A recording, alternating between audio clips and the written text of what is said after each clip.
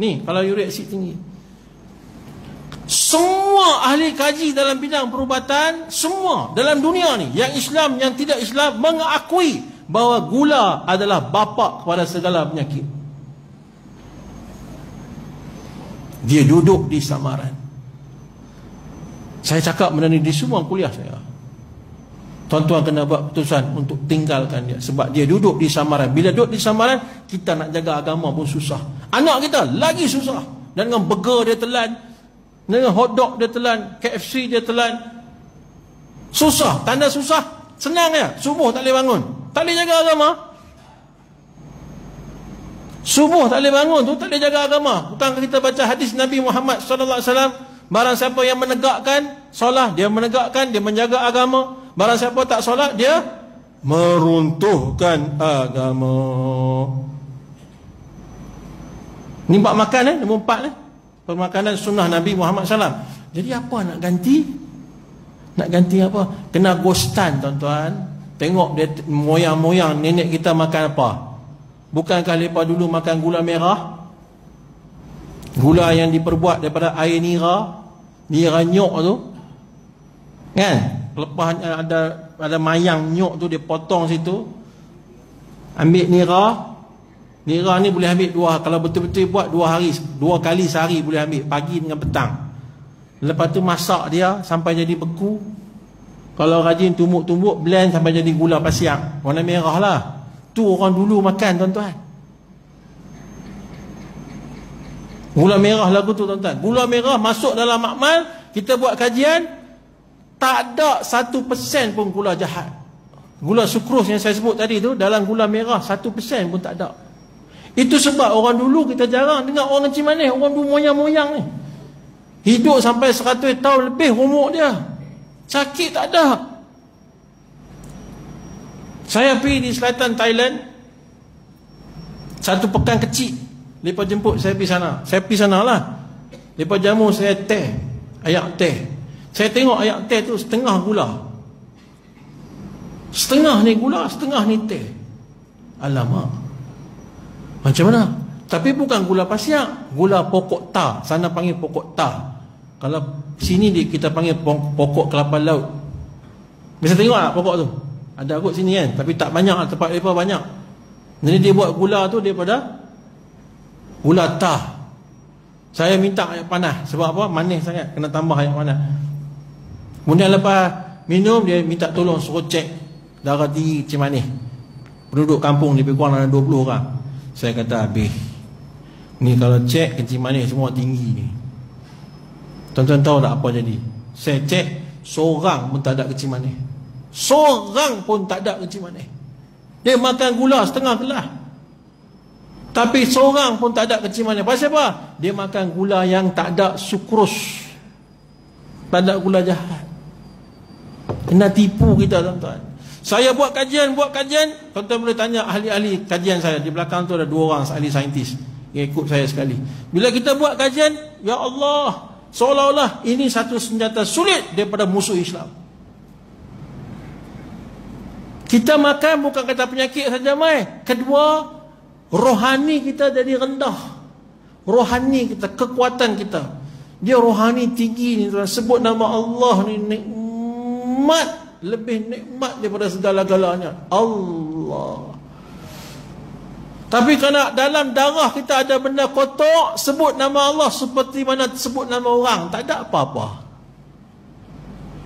Sedangkan kejayaan Islam, musuh boleh kalah dengan kerohanian, bukan dengan kekuatan, kerohanian. Tuan-tuan tahu tak, saya pergi berjalan di museum. Boleh cerita lagi ke? Saya berjalan di museum, ada 7 museum di Surabaya. Surabaya ada 7 museum. Salah satu museum ditunjuk bagaimana kekalahan tentera perikatan pada tahun 1946. Bila Indonesia isytihar kemerdekaan, dia isytihar tu dia tak dapat restu Belanda. Belanda marah, dia pakat habis tentera perikatan. Belanda, UK, United Kingdom, Australia, New Zealand, semualah dengan Amerika mai serang Surabaya. Pasal apa? Dia isytihar kemerdekaan tanpa kebenaran Belanda. Bila lepas perang, orang Islam kita lawan, ulama-ulama kita turun, hak kapal terbang yang duk terbang tu, ni dalam muzium ni, salah satu muzium di Surabaya. Yang terbang, dia buka serban, dia tibai sekali, habis kapal terbang. Tak kena pun, dia tibai lah. Jatuh kapal terbang. Yang kapal-kapal laut yang luar banyak-banyak tu, ambil pasiak, baca doa, baling. Habis kapal lepas. Tentera yang berjaya mendarat dilembing dengan buluh runcing. Lari 1946, lepas lari, lepas kalah tuan-tuan. Tapi lepas tak masukkan dalam sejarah lepas. Tutup, tapi sejarah tu ada lagi. 1946 di salah satu muzium di Surabaya. Dan kampung ulama yang terlibat menentang tentera perikatan tu, kampung tu sampai hari ini kerajaan Indonesia tak kenakan cukai pada mereka kerana mengenangkan jasa mereka menurut masa mereka tu. Hebat tak hebat orang Islam? Kekuatan kita rohani. Lepas tahu, paksa tu lepas buat makanan-makanan samaran banyak-banyak supaya kita ni tak kuat. Tuan-tuan, salah kalau kita bangga di Oxford University ada fakulti Islam. Salah kalau kita bangga di Cambridge University ada fakulti Islam. Salah. Tak boleh bangga. Kena susah hati. Bila ada fakulti, mereka akan buat kajian. Hadis ni ayat tu, hadis ni ayat tu. Tiba-tiba mereka nampak hadis ni. Halal itu jelas, haram itu jelas. Yang samaran, kalau orang Islam tak boleh tinggal yang samaran, mereka akan jadi tak kuat. Agama tak boleh jaga, akhlak tak boleh jaga. Jumpa dah. Maka ciptalah makanan-makanan samaran yang hari ini banyak dalam pasaran. Ni tuan-tuan, InsyaAllah boleh tinggal tak pula? Tu dia. Saya kena cakap. Sebab kalau tak cakap, saya salah. Tuan-tuan tengok lah, ni dah ada dah brown sugar lah, daripada mula tahu dah. Tapi kena jaga-jaga. Brown sugar tu dia buat dakwat ya, dia buat ink ya, warna. Kena dapat betul-betul. Tolong siapa-siapa yang ada pokok nyok di rumah, jangan tebang. Satu rumah kalau ada 2 batang hingga 3 batang, dia boleh buat dah gula untuk sebulan makan. Untuk keluarga aja ada 8 orang dalam rumah, sebulan makan boleh dah. Cuma kena belajar lah macam mana nak ambil. Itu saja. Boleh insya-Allah. Ini buat makanan samaran. Seterusnya saya nak tanya tuan-tuan, Coca-Cola tuan-tuan kenal tak? Kenal lah. 100 plus Nescafe, siapa buat? Siapa yang buat minuman ni? Yahudi kan? Tak usah baca Quran lah. Yahudi yang jadi baik dah. Tambah ayat 100 plus ni, dia kata boleh baik demam. Jadi Yahudi dah jadi baik, Quran suruh baca. Sebab Quran kata Yahudi Nasrani musuh kamu. Tapi lah ni dia jadi baik dah. Dia buat minuman sedap-sedap. Lepas tu minuman tu ada ubat pula. Jadi baik lah. Bukan tuan-tuan. Dia tetap jahat. Dia hantar mai kat kita minuman yang asidnya 2.7 Coca-Cola. 100 plus 4.7. Ni bawah pada 6 ni semua racun. Semua ni racun. Tuan-tuan tak tahu? Tuan-tuan nak tengok tak? Tuan-tuan nak tengok tak? Tuan-tuan nak tengok, lepas isyak kena tunggu.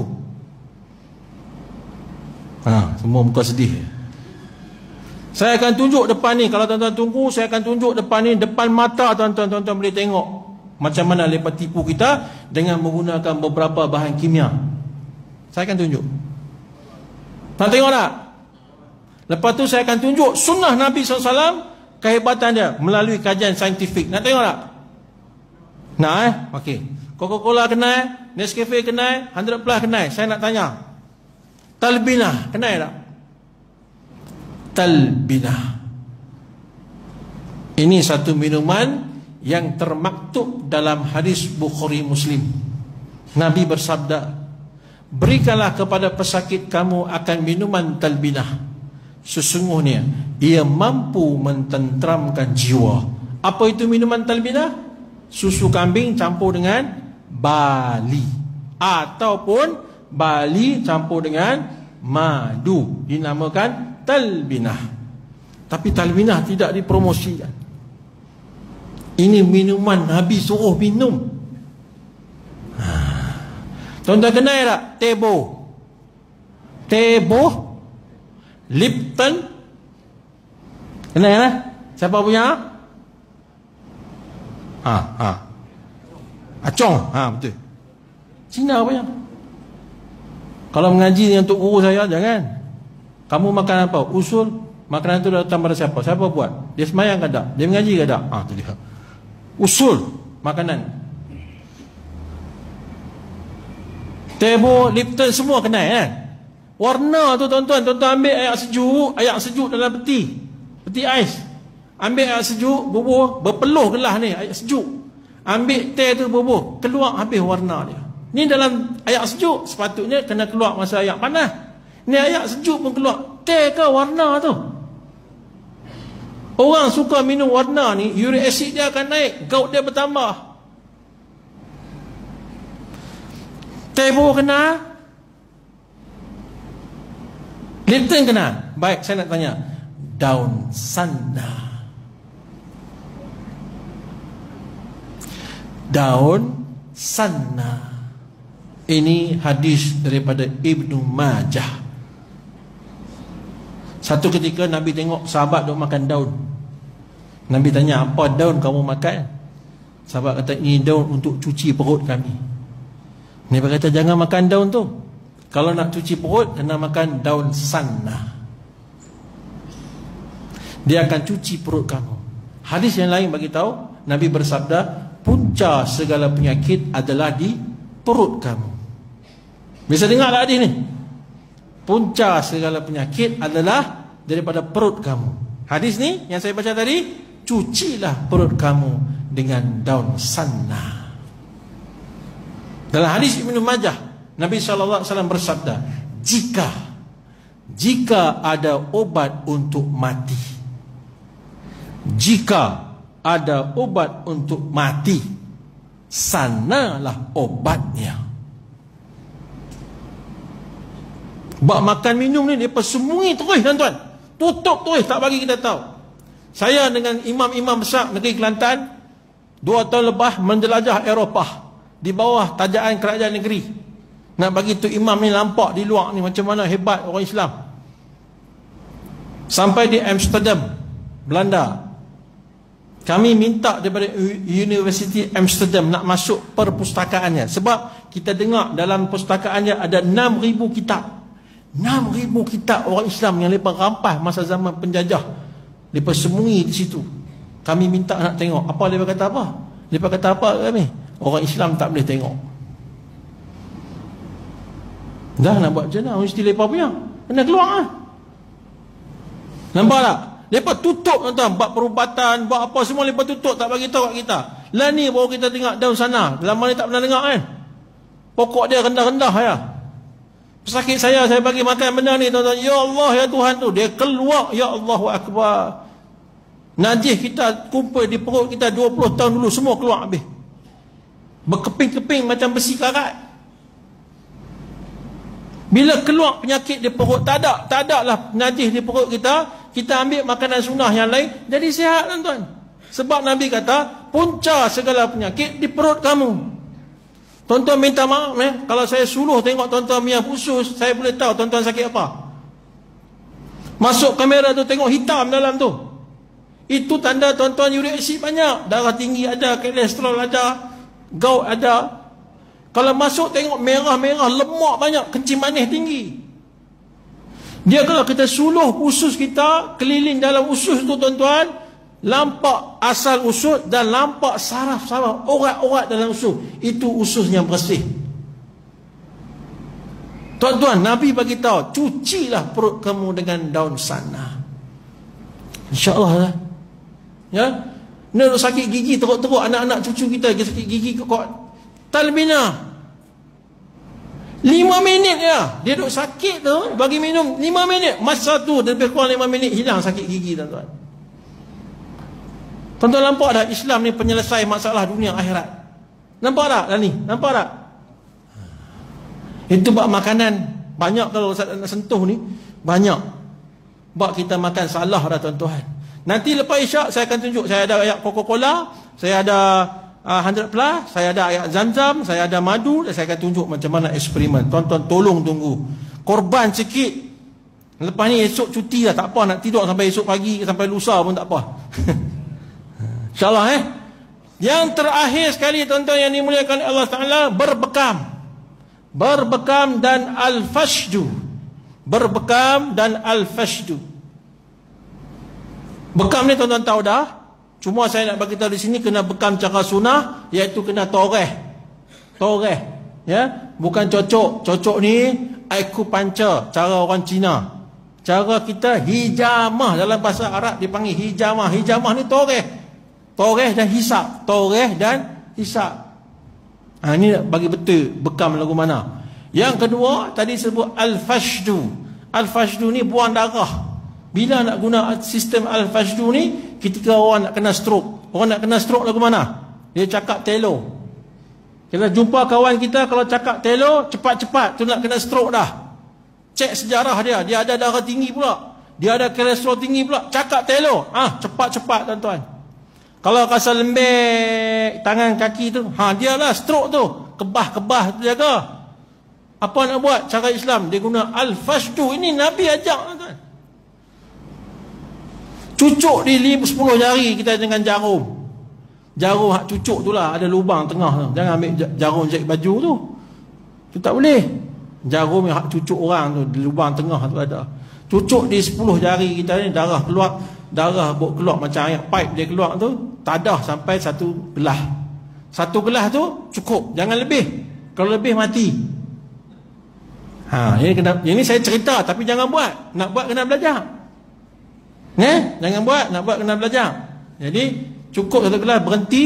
Lepas tu hak luka di jari ni, ambil madu, tutup. Baca surah Masad. Tabbat yada abi lahabin wa tabba. Semua jari ni, dia berhenti darah. Stroke tak jadi.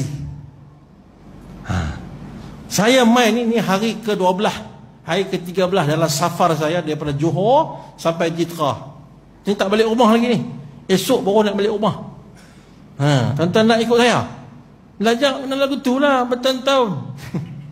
Saya belajar tok guru saya pukul 2.30. Kelas habis pukul 12. Pukul 2.30 tok guru kata 2.30 hari ni kita sambung balik. Tu dia yang tok guru. Kalau tuan-tuan boleh tunggu, Allah akan pilih tuan-tuan punya anak-anak jadi orang alim, insya-Allah. Boleh? Jadi saya jumpa ustaz kawan saya di Kuala Lumpur, di Ulu Langat. Bukan, di Rengit, Johor. Bila saya cerita al-fashdu ni, dia cerita kat saya, betul dia kata. Dia kata kawan saya satu ketika depan saya nak jadi stroke, nak kaikot lah, kaki tangan tu nak kaikot lah. Tiba-tiba dia jatuh. Dia stroke, tak boleh nak buat apa, jatuh lah. Jatuh, tangan tu kena benda tajam. Bila kena benda tajam, darah keluar macam air pipe. Keluar tu darah, dia yang duk kaikot nak kena stroke, tak jadi stroke. Saya kata, ustaz, ilmu ni tutup dah, Yahudi tutup dah. Tapi Allah Maha Kaya. Allah nak bagi ustaz ilmu. Allah bagi kemalangan. Allah bagi satu orang jadi kemalangan, kita boleh belajar. Ini kayanya Allah Ta'ala. Lepas tutup, lepas tak mau kita tahu benda ni, tapi Allah boleh bagi tahu dengan berbagai-bagai cara. InsyaAllah tuan-tuan. Yang penting kita punya tauhid dengan Allah kena kukuh. Jadi tuan-tuan yang dimuliakan oleh Allah Ta'ala, 5 perkara ni, kalau kita nak jaga kesihatan, nak jaga, nak rawat penyakit yang kita ada, 5 perkara ni tuan-tuan kena amal. Pertama, kalimah thayyibah. Saya teranglah tadi. Yang kedua,